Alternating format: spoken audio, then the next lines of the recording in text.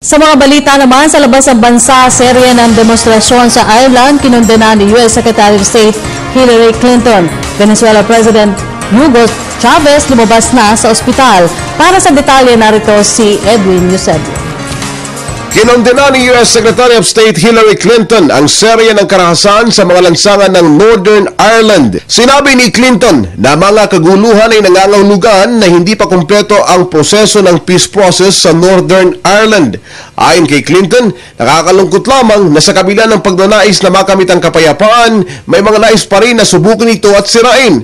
Bunga nito, pinuri ni Clinton ang mga leader at mga Irelanders na nagtatakwil sa karahasan sa kanilang bansa. Sa loob ng 30 taong anniversary sa Ireland, naitala na sa 3,600 tao ang napatay.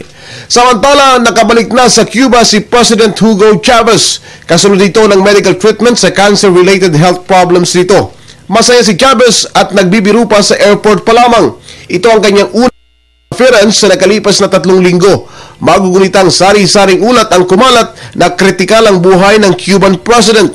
10 araw na nanatili sa Havana, Cuba ang 58 anyos na socialist leader na si Chavez.